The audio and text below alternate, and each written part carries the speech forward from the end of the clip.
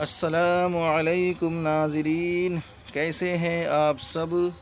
میں ہوں آپ کا بھائی مبارک راہی۔ ساتھیوں، راہی انفارمیٹیو چینل پر آپ سبھی ساتھیوں کا پرزور استقبال ہے، خیر مقدم ہے، ویلکم ہے، سواگت ہے۔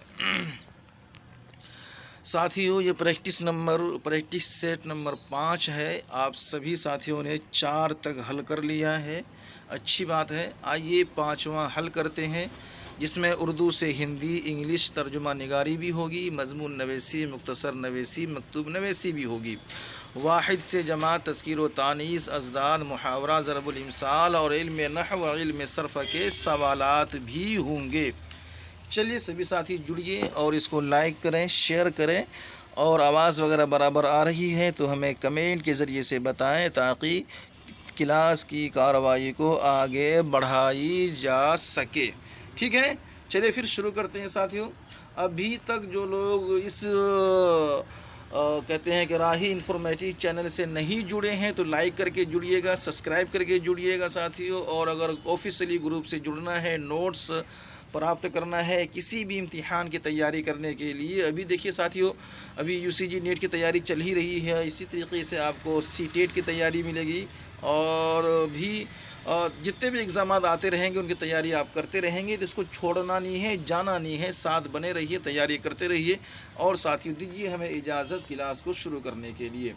پہلا سوال آپ سے پوچھا گیا تھا، اسم ضمیر کی تمام حالتوں کا معنی مثال لکھیں۔ اسم ضمیر ساتھیوں، اس کا جواب تھا اسم ضمیر کی 4 حالتیں ہیں۔ کتنی حالتیں ہیں؟ اسم ضمیر کی 4 حالتیں ہیں، یعنی اسم ضمیر 4 حالتوں میں استعمال کیا جاتا ہے۔ ایک ہے ساتھیوں ضمیر فاعلی، ضمیر مفعولی، ضمیر اضافی اور ضمیر مجروری۔ آگے دیکھیے گا ساتھیوں، ضمیر فاعلی کی تعریف یہ ہے، جب ضمیر کی جگہ استعمال ہوتی ہے اسے ضمیر فاعلی کہتے ہیں، جیسے کہ وہ، تم، میں، ان، اس، آپ، اس نے کیا، مطلب یہ اس نام کی جگہ استعمال ہوا ہے، فاعل کی جگہ جو نام ہوتا ہے وہی تو فاعل ہوتا ہے، تو اس لیے ضمیر فاعلی ہے۔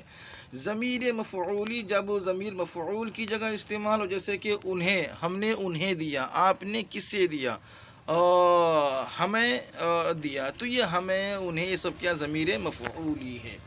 اسی طریقے سے ضمیر اضافی ساتھیوں جب ضمیر کا تعلق ظاہر کرے، ضمیر اضافی جب ضمیر کا تعلق، جیسے کہ میرا، اس کا، تمہارا، یہ سب کیا ہے؟ ضمیر اضافی ہے۔ آگے دیکھتے ہیں ضمیر مجروری، جب ضمیر مجرور کی جگہ آئے، جیسے کہ اس پر، ان پر، مجھ پر، ہم پر، یہ سب ضمیر مجروری ہے۔ آئیے آگے بڑھتے ہیں، سوال نمبر 2 دیکھتے ہیں۔ یہاں پوچھا ہے آپ سے، فاعل اور اسم فاعل کی فرق کو وضاحت کریں۔ سوال نمبر 2 دیکھیے گا، تو جواب اس کا ہے، فاعل اور اسم فاعل میں فرق یہ ہے کہ کام کرنے والے کو تو فاعل کہتے ہیں، اور فاعل اسم مشتق نہیں ہوتا، فاعل کو بنایا نہیں جاتا، نیز فاعل کی جگہ اسم فاعل استعمال کیا جاتا ہے، جیسے کہ زید نے کتاب پڑھی، سپاہی نے رکنے کا اشارہ کیا۔ ان جملوں میں زید اور سپاہی کیا ہیں؟ فاعل ہیں۔ اسی طریقے ساتھیوں، فعل کی نسبت سے کام کرنے والے کو اسم فاعل کہتے ہیں، اور اسم فاعل ساتھیوں مشتق ہوتا ہے اور مصدر سے بنتا ہے، اور یہ اس میں مشتق ہوتا ہے، اور اسم فاعل کی جگہ فاعل استعمال نہیں کیا جاتا، جیسے کہ کھانے والا، پڑھنے والا، مارنے والا، سینے والا، وغیرہ وغیرہ۔ اور سوال نمبر 3، جلدی سے لائک کریں، شیئر کریں، اس کو سمجھ لیں آپ لوگ تھوڑا سا دھیان سے۔ سوال نمبر 3 میں پوچھا ہے، اسم فاعل مفرد کی تعریفات مع مثال پیش کریں۔ تو یاد رکھیے گا، اسم فاعل مفرد وہ اسم فاعل ہے جو لفظ واحد کی صورت میں ہو مگر ایک سے زیادہ معنی دیتا ہو۔ ٹھیک ہے، جیسے کہ چور، چور کے معنی ایک نہیں ہوتا، کئی سارے چور ہوتے ہیں۔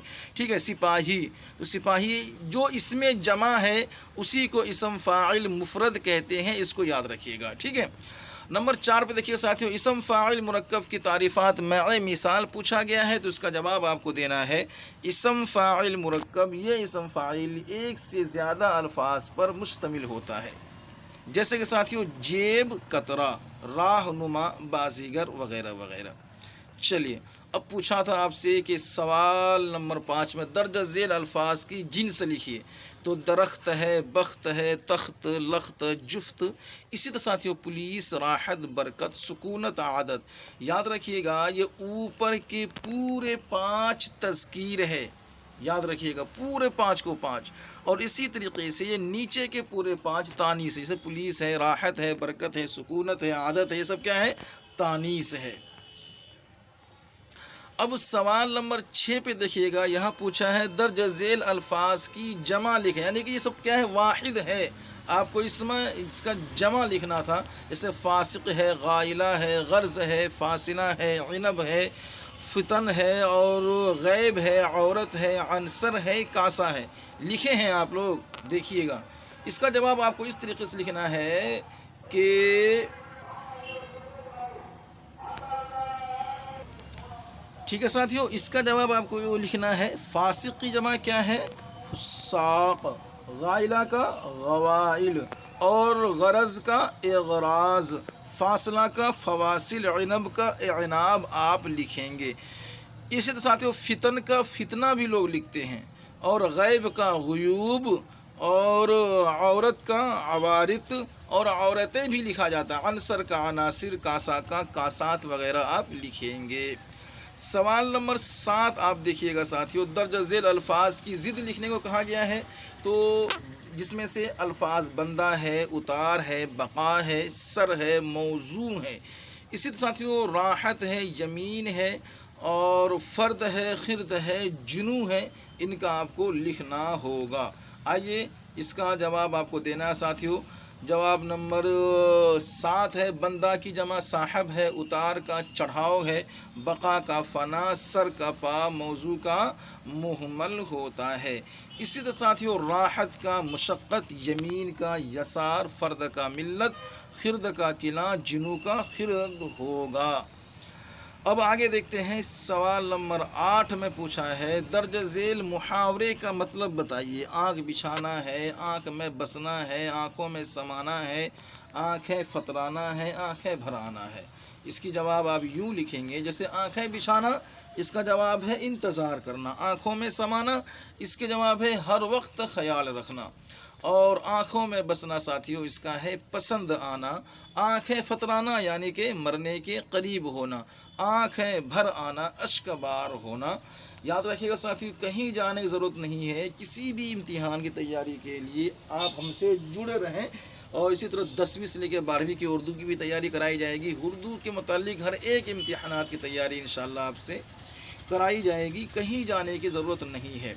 اب سوال نمبر 9 میں اگر دیکھا جائے تو یہاں آپ سے پوچھا ہے ضرب الامثال کا مطلب بیان کریں۔ پہلے تو آپ لائک کریں، پھر شیئر کریں، پھر سبسکرائب کریں، اور پھر آ کے کلاس کریں۔ اندھوں میں کانا راجا، آبنوس کا کندہ، آئی تو روزی نہیں تو روزہ، آپ کھائے بلی کو بتائے، آپ کدھر سے آج کدھر سے چاند نکلا۔ کیا یہ ضرب المثال ہے؟ اس کا آپ کو معنی لکھنا تھا، یعنی مطلب لکھنا تھا، اس طریقے سے لکھیے گا۔ سوال نمبر 9 کا جواب نمبر 9، اندھا میں کانا راجا یعنی بے وقوفوں میں عقل رکھنے والا، آبنوس کا کندہ یعنی کہ موٹا اور کالا آدمی، آئی تو روزی نہیں تو روزہ، اس کا جواب ہے ملا تو کھانا نہیں تو بھوکا یا نہیں تو روزے، آپ کھائے بلی کو بتائے یعنی اپنی غلطی دوسروں کے سر لگائے، آج کدھر سے چاند نکلا تو کس طرح آنے کا موقع ملا۔ تو چلیے سوال نمبر 10 دیکھیے گا، یہاں سوال نمبر 10 میں صفائی پر ایک مضمون تحریر کرنے کو کہا جا رہا ہے۔ مضمون لکھیے، اور آپ کو اسی طریقے سے لکھنا ہے جس طرح سے میں آپ کو بتا رہا ہوں۔ صفائی ایک بہت اچھی چیز ہے۔ کیا ہے؟ اچھی چیز ہے۔ صفائی خدا اور انسان دونوں کو پسند ہے۔ صفائی کا تعلق صحت سے ہے، صفائی روحانی غذا ہے، صفائی نصف ایمان ہے، صفائی ہر کام اور ہر چیز میں صفائی بے حد ضروری ہے، اور جسم کی صفائی کی طرح کپڑے کی صفائی بھی ضروری ہے، اسی طرح مکان کی صفائی اور اس کے ارد گرد کی صفائی بھی لازمی ہے۔ ساتھ ہی محلہ کے اور گاؤں کی صفائی کا خیال رکھنا بھی ضروری ہے۔ بے جا کوڑا کرکٹ ڈالنے سے بیماریاں پھیل سکتی ہیں، جس کے نتائج خراب ہو سکتے ہیں۔ غرض یہ کہ پورے معاشرے کی صفائی ضروری ہے۔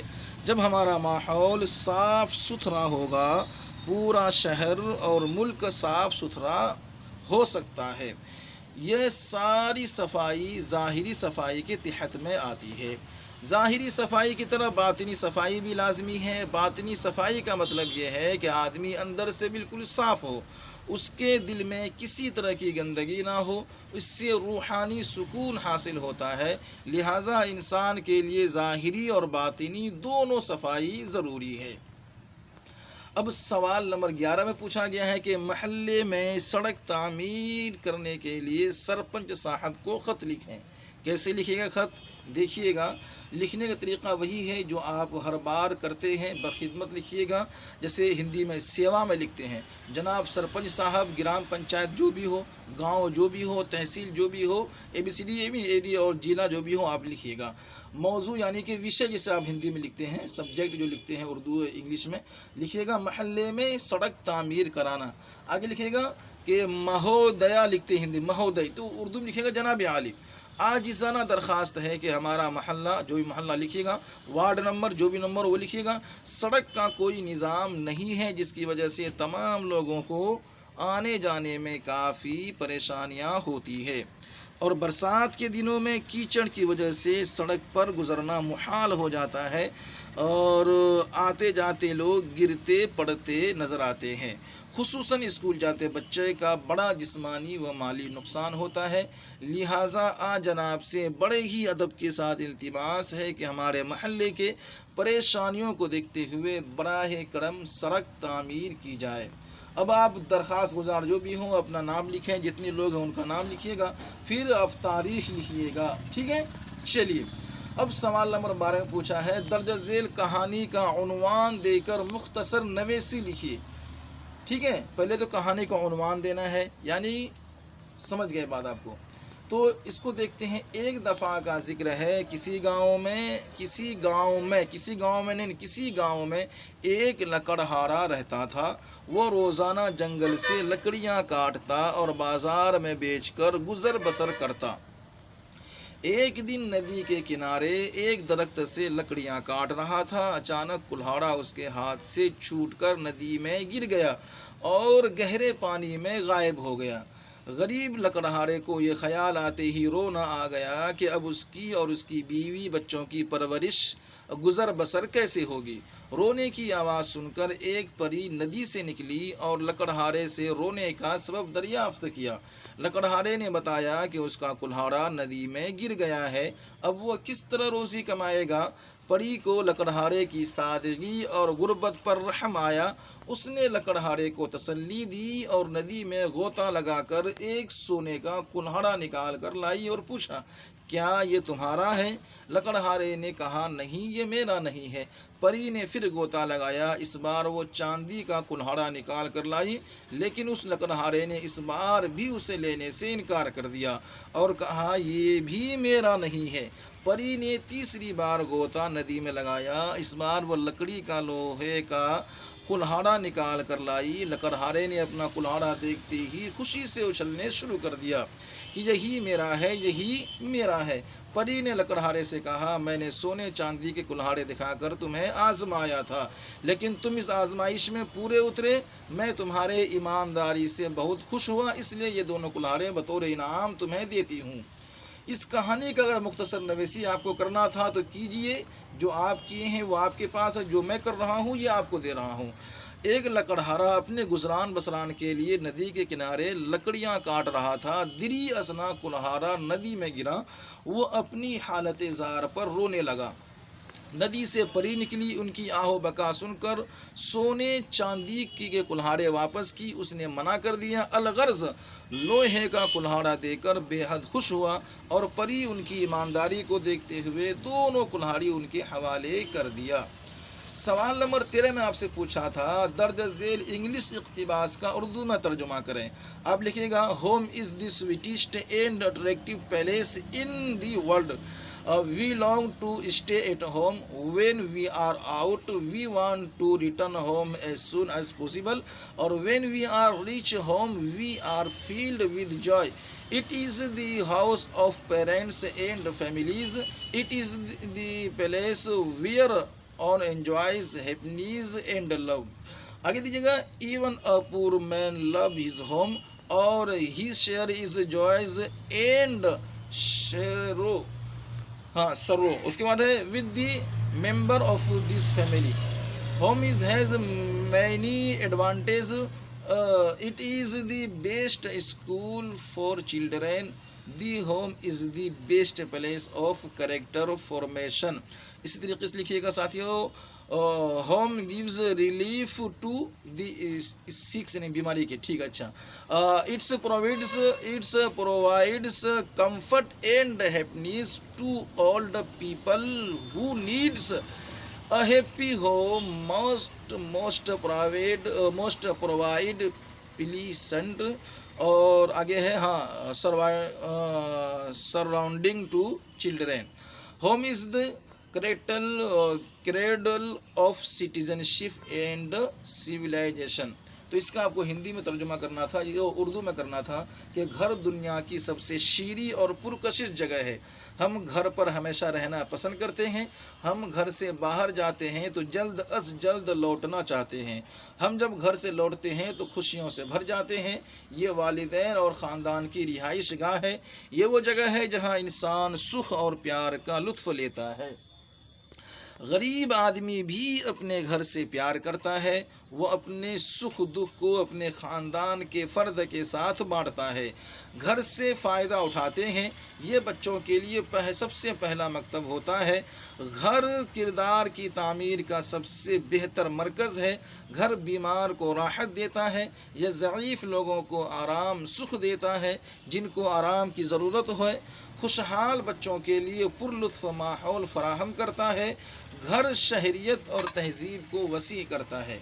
सवाल नंबर 14 में आपसे पूछा है, दर्ज झेल उर्दू इक़्तिबास का हिंदी तर्जुमा करें.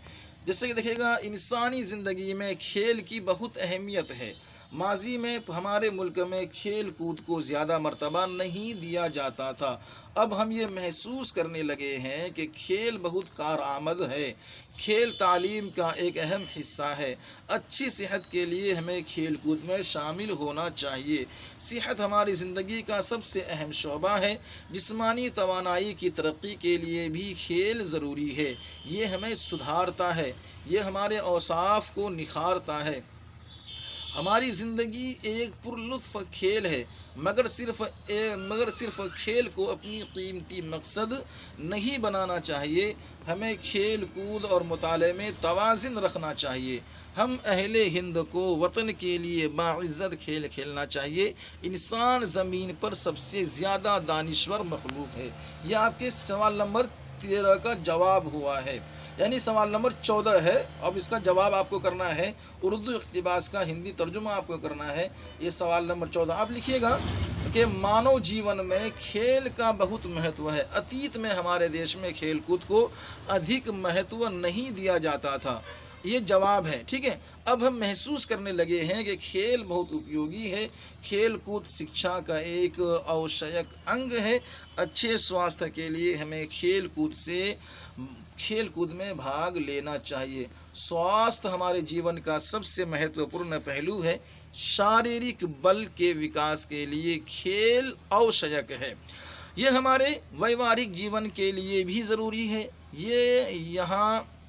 यह हमें प्रशिक्षित भी करता है. यह हमारे गुणों का विकास करता है. हमारा जीवन एक मनोरंजक खेल है. मात्र खेल को बहुमूल्य जीवन का लक्ष्य नहीं बनाना चाहिए. हमें खेल कूद और अध्ययन में संतुलन रखना चाहिए. हम भारतीयों को अपने देश के लिए सम्मानजनक खेल खेलना चाहिए. मनुष्य पृथ्वी पर सबसे बुद्धिमान जीव है. ये आपके सवालात के जवाब हुए हैं. मिला लीजिएगा आप लोग, सही या गलत वो आप देख लीजिएगा, ठीक है. चलिए सही करके भेज दीजिएगा हमारे ऑफिशियल नंबर पर. اور اگر ابھی تک آپ لوگ لائک نہیں کیے بھائی لائک کریں، شیئر نہیں کیے میں جلدی سے شیئر کر دیں، کیونکہ ٹائم کم ہے، اس کے بعد پھر کوئی معنی نہیں بنتا نا اس کلاس کا، جلدی سے اس کے بعد پھر ساتھیوں آپ لوگ جڑ جائیں اور اگلے امتحان کی تیاری کے لیے۔ سوال نمبر 15 میں مذکورہ بالا ہندی اقتباس کا اردو میں ترجمہ کرنا ہے، ٹھیک ہے۔ اب ہندی اقتباس یہ آپ کو معلوم کیا ہے، سوتنتر دیوس بھارت میں ہر ورش 15 اگست 1947 سے راشٹریہ چھٹی دیوس کے روپ میں منایا جاتا ہے، اس کا آپ کو اردو میں کرنا ہے۔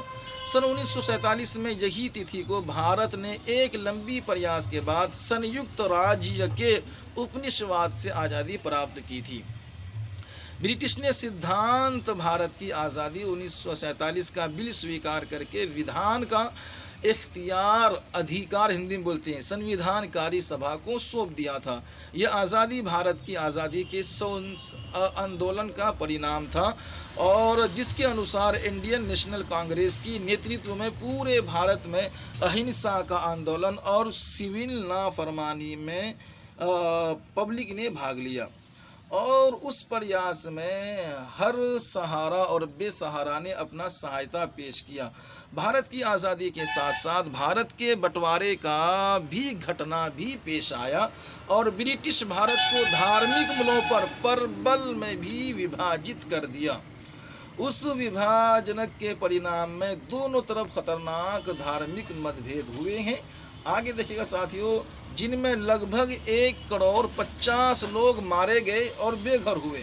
15 اگست 1947 کو بھارت کا پردھان منتری پنڈت جواہر لال نہرو نے دلی میں بسا لال قلعے کے لاہوری دروازے پر بھارت کا نیا جھنڈا لہرایا۔ اسی دن سے ہر ورش بھارت کا پردھان منتری بھارتیہ جھنڈا لہراتے ہیں اور دیش کو سمبودھت کرتے ہیں۔ اس دن پورے دیش میں راشٹریہ چھٹی منائی جاتی ہے اور جگہ جگہ جھنڈا پھہرایا جاتا ہے۔ دوسرے رسمی سماروہ کا دوارا جشن آزادی منایا جاتا ہے۔ اس کا ترجمہ اگر آپ کو اردو میں کرنے کو کہا جا رہا ہے، آپ کو کرنا ہے کہ یوم آزادی، یعنی سوال نمبر 15 کا جواب ہے یہ، یوم آزادی ہندوستان میں ہر سال 15 اگست 1947 کے قومی یوم تعطیل کے طور پر منایا جاتا ہے۔ سن 1947 میں اسی تاریخ کو ہندوستان نے ایک طویل جدوجہد کے بعد آزاد مملکت متحدہ کے استعمار سے آزادی حاصل کی تھی۔ برطانیہ نے قانون سازی ہند یعنی قانون آزادی ہند کو 1947 کا بل منظور کر کے قانون سازی کا اختیار مجلس دستور ساز کو سونپ دیا تھا۔ یہ آزادی تحریک آزادی کا ہند کا نتیجہ تھی، جس کے تحت انڈین نیشنل کانگریس کی قیادت میں پورے ہندوستان میں تحریک عدم تشدد اور سول نافرمانی میں عوام نے حصہ لیا، اور اس جد و جہد میں ہر کس و ناکس نے اپنا تعاون پیش کیا۔ ہندوستان کی آزادی کے ساتھ ساتھ تقسیم ہند کا بھی واقعہ پیش آیا، اور برطانوی ہند کو مذہبی بنیادوں پر 2 حصوں میں تقسیم کر دیا گیا۔ اس تقسیم کے نتیجے میں دونوں طرف خطرناک مذہبی فسادات ہوئے، جن میں تقریباً 1,50,00,000 لوگ مارے گئے اور بے گھر ہوئے۔ 15 اگست 1947 کو بھارت کا وزیر اعظم پنڈت جواہر لال نہرو نے دہلی میں واقع لال قلعہ کے لاہوری دروازے پر بھارت کا نیا پرچم لہرایا۔ اسی دن ہر سال بھارت کا وزیر اعظم بھارتیہ پرچم لہراتا ہے اور ملک کو خطاب کرتا ہے۔ اس دن پورے ملک میں قومی یوم تعطیل منائی جاتی ہے، اور جگہ جگہ پرچم کشائی اور دیگر رسمی تقریبات کے ذریعے جشن آزادی منایا جاتا ہے۔ ٹھیک ہے، تو یہ تھی ساتھیوں کیا کہتے ہیں آپ کے جو 15 سوالات آپ کو دیے گئے تھے پریکٹس کرنے کے لیے، ٹیسٹ دینے کے لیے، اس کا یہ صحیح جواب ہے، صحیح اتر ہے۔ آپ نے کیسے لکھا ہے یہ آپ پہ نربھر کرتا ہے، اور کتنا صحیح کتنا غلط ہے یہ جب آپ یہاں بھیجیں گے تو آپ کو پتہ چلے گا۔ نہیں بھیجتے ہیں تو بھی کوئی بات نہیں ہے، لیکن اگر آپ ٹیسٹ دے دیتے ہیں اور تیاری اس طریقے سے آپ جانچ لیتے ہیں آپ کو کتنی تیاری کی اور ضرورت ہے، کتنی تیاری آپ کو اور کرنی چاہیے، اور آپ نے کتنی تیاری کی ہے کتنی نہیں کی ہے، یہ سب ساتھیوں آپ پر ہی نربھر کرتا ہے۔ چلیے ساتھیوں، کہیں جانے کی آپ کو ضرورت نہیں ہے، اگلی بھی امتحان کی نوٹیفیکیشن آنے والا ہے، اس کی تیاری کرنی ہے۔ اسی طریقے سے UCG NET, C TET, B TET, G TET اور اس تمام اگزام کی تیاری یہاں سے ہوتی ہے، ہوتی رہی ہے۔ آپ کو سبسکرائب کرنا ہے اور ساتھیوں سے جڑ کر سبسکرائبر کو بڑھانا ہے، لائک کرنا ہے، شیئر کرنا ہے۔ جس طرح سے آپ نے اب تک سہیوگ کیا ہے ہمیشہ آپ کو سہیوگ کرتے رہنا ہے۔ ایک بھائی چارگی کی طرح رہیں، جہاں بھی رہیں سرکشت رہیں، محفوظ رہیں، امتحان صحیح سے لکھیں اور اچھے ڈھنگ سے لکھیں، کامیاب ہو جائیں، یہی ہماری دعا ہے، ہر ایک ساتھی کامیاب ہو۔ اور ساتھیوں اگر اس کو حاصل کرنا ہے تو دیکھیے گا 9045978747 ڈسپلے میں نمبر شو ہو رہا ہوگا، اس پہ رابطہ کر کے مانگا لیجئے گا۔ بہت ہی آسان طریقے سے آپ اس کو مکمل طور پر تیاری کر سکتے ہیں۔ دیجیے ساتھیوں ہمیں اجازت، اللہ حافظ۔